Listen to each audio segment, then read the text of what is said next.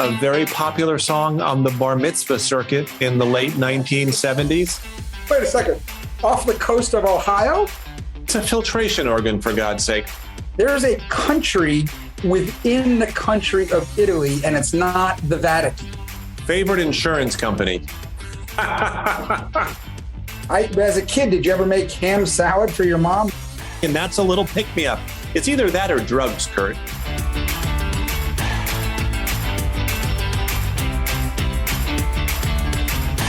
Oh, boy, am I excited. You know why, John? Because it's another episode of Smart Drivel coming right at ya. I, too, am excited. My voice is a little bit less animated so far than yours, but don't let that fool you. I am excited, and we have a great episode planned for this week, Kurt. Why don't you tell our listeners about it? Okay, but before we do, John, Yeah. I just want to talk about something that's near and dear to my heart. We don't talk enough, so let's talk. Well, it is, I know we have evergreen podcasts, but right now it has just begun to be fall. And there's a crisp in the air. There's a bite in the air. There's a little bit of snappishness. But right? You realize when our podcasts are evergreen, that does not refer to trees at all. Correct. But you're going to connect them, aren't you? Time of year. No. What I'm saying is I'm at this wonderful inflection point that happens every year where I make the big transition, the big segue from drinking summer scotch to drinking regular scotch. Wow. I know. I'm so glad you have a podcast, so you have a forum to share that kind of intimate details of your life. Well, but normally scotch is, I like the peaty ones from the island of Islay, right? The ones that you taste the peat in there, chew on them. And we've talked about this in the past, and you can't do that in the summer when it's hot. You have to go to summer scotch, which is Glenmorangie. But when it gets cold, you can switch back. So I had my final Glenmorangie on Saturday night, and this week I'm making the switch. Well, welcome through the seasonal birth canal, Kurt. Thank you. Your Scotch life is reborn. I, too, like the peaty scotches. And a lot of people think they're from the island of Islay, but Smart Dribble listeners know that it's pronounced Islay. My favorite is Lafroig. And I became a fan of Lafroig when I was 20 years old. I was flying back from London after visiting my then girlfriend, now wife, Suzanne, who was spending a semester in London at the exact same time you were. And I had some time to kill at the airport, and I was looking in the duty-free liquor store area, and a woman approached me. And as it turned out, she was a Lafroig rep. And she told me all about Lafroig, and she gave me something I still have today, although God knows where, a Lafroig field cup. This metal, so you snapped it open, and the cup was flat. But if you pulled on it, it became a little telescopic cup, and you could therefore pour Lafroig wherever you are. Now, people either love Lafroig or think it's some sort of hospital antiseptic. I'm in the former category. Oh, me too. I love it. And by the way, those little cups, it's probably what helped William Wallace and Rob Roy defeat the hated English. I still haven't seen Braveheart. Got some Mel Gibson issues. But I had to, with you know what, that's a bigger question. Do we hold people accountable for their life words or choices and therefore don't listen to their music or watch their movies because of it? Or do you say that's a separate thing? It depends how you feel about it, of course. But would you go into a store that was owned by a racist or a sexist or someone who was otherwise extremely antisocial? You probably wouldn't patronize their business unless, of course, it was incredibly convenient to your home. And Thriller is a great album. Oh, that's a good one. Is it your favorite album of the 80s, Kurt? I don't know, but I see what you're doing there, John. Spit out the topic, Kurt. Spit it out. Well, we spend a lot of time being curmudgeonly and miserly and pissed off with our pet peeves and our things we could live without. And so this week we thought, you know what? Let's talk about things we love, favorite things. So this is going to be, what's that song that they sing in Sound of Music? My favorite things, you must mean raindrops on roses and whiskers on kittens, bright copper kettles and warm woolen mittens, brown paper packages tied up with strings. These are a few of my favorite things. Yes, that's what I meant. I don't think I can remember all those words, but well done. Well, you probably don't remember cream-colored ponies and crisp apple strudels either, because, of course, this was from Austria. Doorbells and sleigh bells and schnitzel with noodles.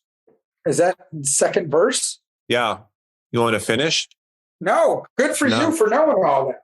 Well, I prefer the girls in white dresses with blue satin sashes. You probably like snowflakes that stay on your nose and eyelashes.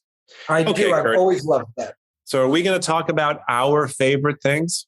Yeah, but we're going to have a discussion. But what I think the way to do this is, let's come up with a category and then each say one thing, John. You like to say 20 for each time. Just one. Oh, no, that's me. One thing in each category, and let's have a chit chat about it. Well, you brought up Thriller. So what year did Thriller come out? That was the early 80s, like 1982. Yeah. How old were we? 17? Yeah. All right. So how about, what was your favorite song, Kurt, when you were 13? 1978. I know it. It was by Billy Joel, and it was the song "I Love You Just the Way You Are." And it was a song that I shared with my mom. We both thought it was terrific. I heard it on WABC radio. You know what's interesting is that we are going to pull favorite songs from the same album. You went with "Just the Way You Are," Billy Joel. Very beautiful. A very popular song on the bar mitzvah circuit in the late 1970s. I think that's where I first heard it, and therefore I thought it was terrific. I have a vivid memory of that summer of 78 when Ron Guidry was having that incredible year. I think he went 25-3 for the Yankees. But I remember being at summer camp, sleepaway camp, and Only the Good Die Young was always playing. So that was my favorite song. We chose songs from the same album, Kurt. How about that? By the way, you know what? I think that's when Billy Joel was good before they way. Oh, I already talked about this in my last episode. I'm not a big fan of Uptown Girl and all that kind of stuff. Okay, ask me a favorite. All right, John, what is your favorite time of day? And day, by the way, is 24 hours. So I don't mean day like just daylight hours. What's your favorite time? I do love to sleep, but I'm not going to pick hours that I'm asleep because that just sounds really depressing. Because you want to participate in life, Kurt, and sleeping through it. Although I do love to sleep. I'm going to choose a time that is adjacent to sleep. And that is late in the evening, after dinner and before you go to sleep. It's 9, 10 o'clock. And I really have a chance to unwind for the first time. And I like to watch Bravo TV and House HD TV. But I watch these crazy reality shows on Bravo for like a half an hour on an hour. And I'm thinking these people are so much more messed up than I am. And it makes me feel a tiny bit superior before I go to sleep. It's the right way to end the day, Kurt. I guess it's better than going to sleep feeling inferior, because then it might wrestle with your dreams all night. Well, listen, life is a full contact sport and we bang into stuff all day and it can sort of take the starch out of you by the end of the day. And that's a little pick me up. It's either that or drugs, Kurt. I've chosen Bravo. There's a little of Schadenfreude. How do you pronounce it? Schadenfreude in you in that. There's a little bit of you're feeling better because you're comparing yourself to Honeyboo. I don't know about Honeyboo, but how's it different than rubbernecking? I think it's very similar. I wouldn't say rubbernecking is one of my favorite things to do. Well, it's compelling. Anyway, I like to unwind late in the evening before you go to sleep, in bed, watching mindless television that truly allows me to relax. That's my answer. Okay. By the way, you know what a falseism is? And it comes from a lot of songs and a lot of poetry. What's that? You just made me think about this, but it's sort of in the opposite. When people say the darkest hour is just before the dawn. It's darkest before the dawn. And that's really what Smart Dribble is all about, Kurt, of course, making people think about important things. So it's darkest before the dawn in a metaphor, but not in literal, because it's actually lightening up before dawn. It's darkest before in the middle of the night, not right before dawn. So what do you think the backstory on that is? I think that it's some poet Probably like Wordsworth or something. Wordsworth. Probably Wordsworth or Tennyson probably was like, you know what? How can I come up with when people are, upset and sad that there's something that can give them hope? Oh, it's darkest just before dawn. So you might feel bad, but it's going to be good. Thank you for the Alfred Lord Tennyson reference, which makes me think of the charge of the Light Brigade and Into the Valley of Death rode the 600. Yeah, I think so. Yeah. But Kurt, what is your favorite time of day? Oh, no one that listens to Smart Dribble will be surprised. It's cocktail hour. Okay. You are a fan of cocktails, and your little riff earlier about changing scotch by the season like you change your clothes probably indicated that. So it's not cocktail hour because of the cocktail itself, though I do like it and it's very important. I find it something that's increasingly, as the day goes on, something I get excited about looking forward to. And so it's anticipatory in the best way because like your Bravo TV at the end of the night, cocktail hour is a transitional period. You're going from the stress of the day to the wonderment of sleep with that transition. Cocktail hour for me is that twilight hour. First of all, the quality of light at twilight, especially in the summer and the winter. You've always been a light snob, haven't you? Oh, it is. Me and Thomas Kincaid, master of light. Remember that guy? Was he on the Partridge Family? No, that's Reuben Kincaid.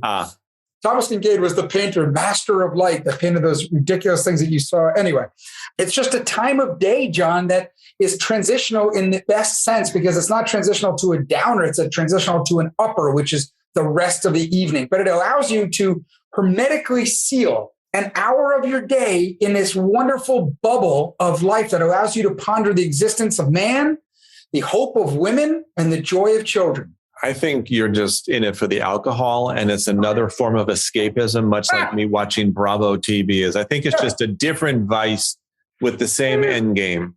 Okay, could be. Kurt, what's your favorite childhood cereal? Oh, boy, I loved Captain Crunch. Which one? Crunch Berries? No, just plain. Just regular Captain Crunch. I also loved Apple Jacks. Oh, really? Cinnamon spiced Apple Jacks? Apple Jacks. I also like Fruit Loops. Fruit Loops were very good. I liked it a lot too. You know what? I'm sticking with Captain Crunch. So you're sticking with Captain Crunch. And by the way, on a previous episode, I don't know if you remember, we actually shared what Captain Crunch's real name is.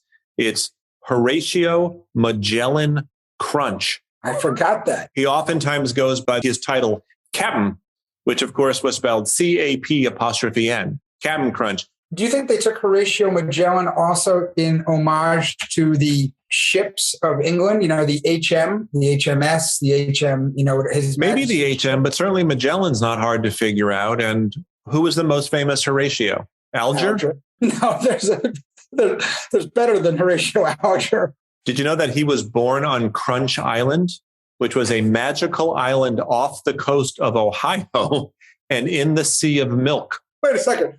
Off the coast of Ohio? Yes, it's there's apparently a Sea of Milk off the coast of. You realize that Captain Crunch is not a real figure; he's fictional. So if you're going to go fiction, I think you can have a Sea of Milk off the coast of Ohio. I just found out that there is I don't know why I didn't know this, but I'm sure you're going to say, of course, there is a country within the country of Italy, and it's not the Vatican. Oh, it's not the Vatican. No, there's another one up like in north of Umbria on the East Coast. It's called San Marino. San Marino. Population like 30,000. And it's completely surrounded by Italy. That's cool. It's a country on its own. Yeah, I want to go. My favorite childhood cereal. I loved Frosted Flakes, so it's a top 3. I loved Fruity Pebbles, but I think number 1 would be Sugar Smacks with an honorable mention to Honeycomb. Honeycomb was awesome. You know why? It's big. Honeycomb's big. Yeah. It's not small. No. You take the lime and the coconut.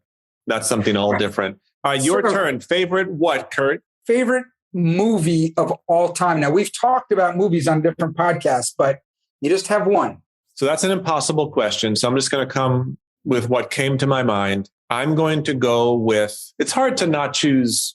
Could we choose favorite classic movie of all time, like Casablanca?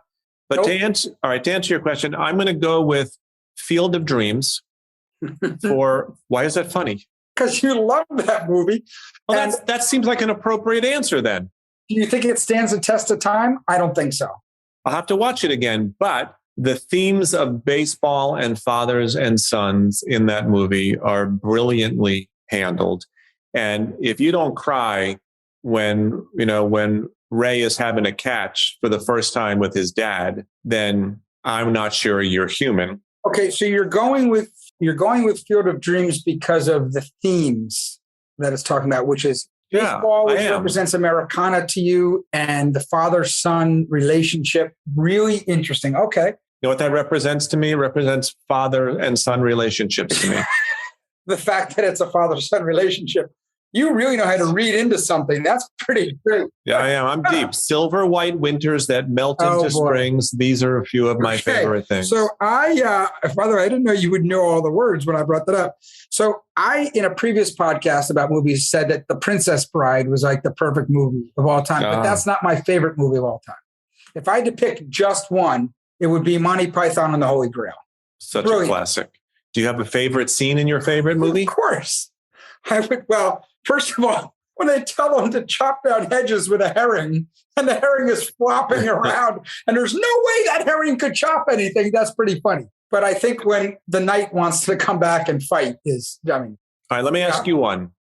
Favorite fast food chain? In-N-Out Burger, hands down, no question. When was the last time you were at an In-N-Out Every time I go to California and I land, it's the first thing I do when I get off the plane. I get my rental car and I go to In-N-Out Burger and I get a double animal style every time. And what is double animal style? I assume the double refers to two patties. What's the animal part? John, those who know. Those who don't, sorry. Not on the menu. I went to an In-N-Out Burger once and I ordered the veggie burger, thinking I was going to get some sort of patty made of various vegetables. And I got to the car and it was a bun with lettuce, tomato, and onion. There was no patty of any kind. I think they were just they were throwing shade at the veggie burger orderers that might wander in. I think you kind of get that. And you should know walking in In-N-Out Burger that you're not ordering veggie. Just saying. Do you like wild geese that fly with the moon on their wings? Boy, these are a few of my favorite things. Yes.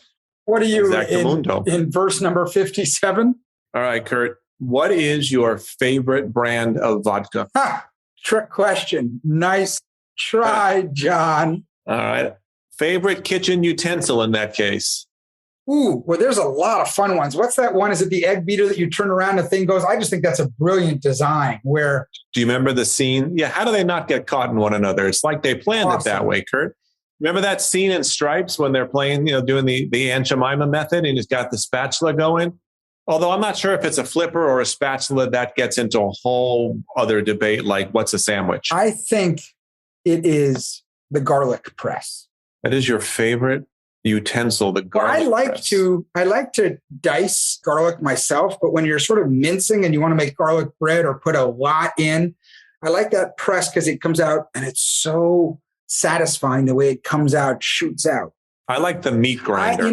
I did too, and I was going to say it, but I thought, boy, I might offend you because you don't eat meat, so I decided to say the garlic press. Well, I don't have a meat grinder, so that's probably not really my answer. As a kid, did you ever make ham salad for your mom? My mom used to say, grind this ham up, we're making ham salad.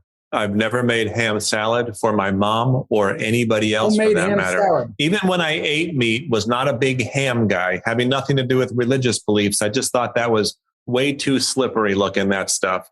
Although I did eat bologna. Loved bologna with mustard on white bread. Oh, my God. Okay. I also was in my early visits to Subway when I was probably, in my 20s, I was big into pepperoni too, a little pepperoni sub. Okay. But never a ham guy. In New York City, especially when I was hungover sometimes, to go to the deli and get a liverwurst and onion sandwich on rye with mustard. That's truly disgusting. And I think, did you ever eat kidney? Yes, and I have not liked it. It's a filtration organ, for God's sake. Who wants to eat a filtration organ? Yep. Okay. So what is your favorite exercise? It's not running. Or things you do outside athletically. It doesn't have to be just exercise. I've become a fan of walking recently because It's actually a very pleasant way. Why is that funny?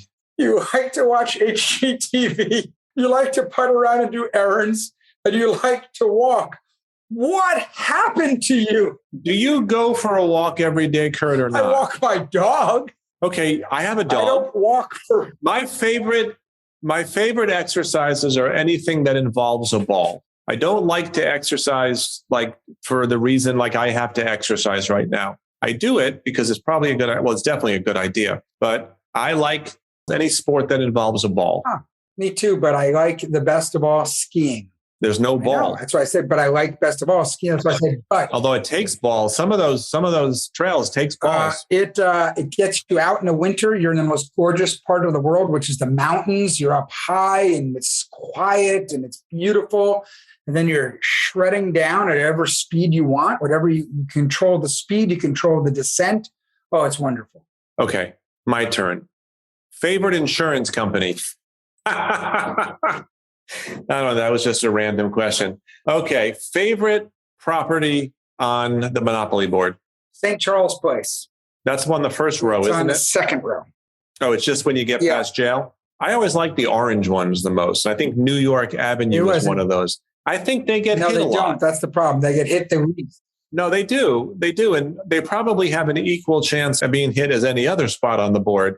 But I find on the rare instances where I've bought Park Place and Boardwalk, no one ever lands on the damn thing. The orange ones, that and the yellow ones like Marvin Gardens, orange and yellow are the ones to own. Don't you think? Oh, I can't wait to play with you because those are the least landed on in all of Monopoly. I want you to buy them. How can you argue they're the least landed on? Because there's scientific fact about it. What makes any spot on the board any more or less likely to be landed on when you roll dice? They've done 100 years of research, and those guys do not get landed upon. So I'm going to play with you, and we will win. I will win. All right. Well, since you feel that way, why don't you just grant me the orange and yellow monopolies from the beginning, and we'll see how successful you are. I'm willing, by the way, to record this game and post it to YouTube so people can see how often those spots get landed. You know what we're going to do? How about this? I will do a shot of tequila or vodka if you want me to. I like tequila better every time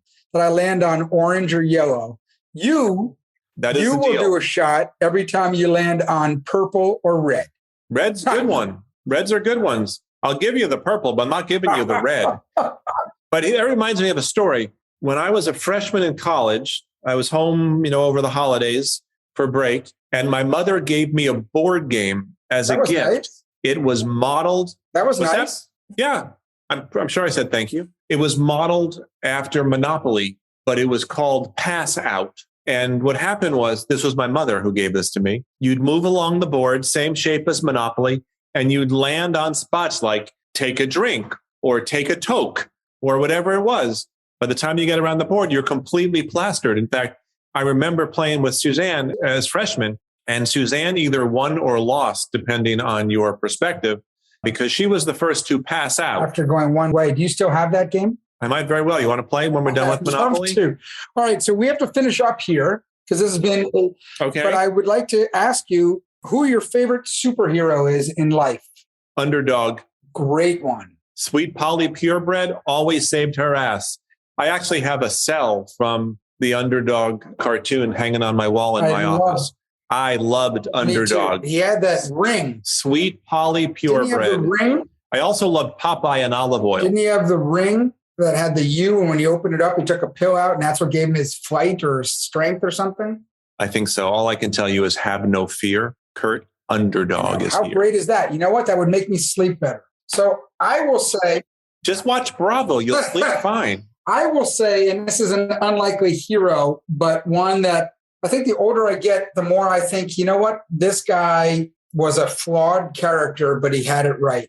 I think George Bailey is a hero. He got himself into trouble by doing the right thing, and he chose the right path, but that got him into trouble.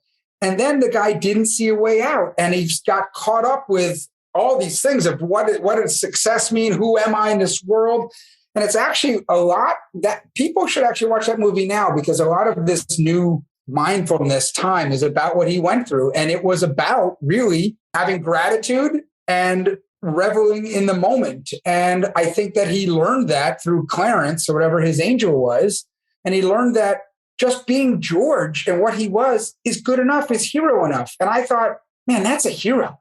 Well, I'll tell you something in case, because this should not be left unsaid, but just being Kurt, yes, Kurt, is enough to make you a hero. So here's my final one for you. What is your favorite Smart Dribble episode?